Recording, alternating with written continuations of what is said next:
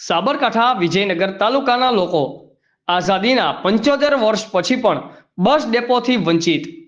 વધુ માહિતી મળતા સાબરકાંઠા વિજયનગર તાલુકાના છેલ્લા કેટલાક સમયથી ચૂંટણીઓ આવે એટલે સ્થાનિક નેતાઓ માત્ર વિજયનગર તાલુકાનું એસટી ડેપો મંજૂર કરાવ્યું છે તેવા લોલીપોપ હંમેશા માટે દરેક પાર્ટીના સ્થાનિક નેતાઓ વચન આપતા આવ્યા છે।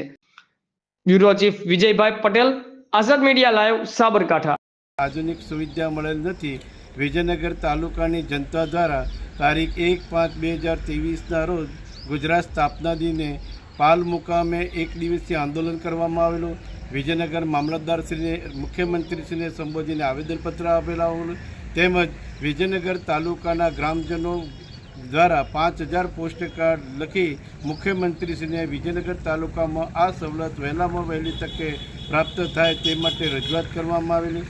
3/7/2024ના રોજ સાબરકાંઠા જિલ્લા પંચાયત દ્વારા પણ આ તાલુકાને મફતમાં ₹1ના ટોકન ભાડાથી જમીન મળે તે માટે પણ ઠરાવ કરેલ છે। તેમ છતાં સરકારની આળસ અને એસટી વિભાગની આળસના કારણે આ તાલુકાને અત્યાર સુધી પણ બસ સ્ટેન્ડ કે એસટી ડેપોની સુવિધા પ્રાપ્ત થયેલ નથી। તેથી આજરોજ અમે સૌ વિજયનગર તાલુકાના ગ્રામજનો, પ્રજાજનો, મુસાફરો જનતા દ્વારા એક આવેદનપત્ર આલી આ અંગેની એક વિનંતી કરેલ છે।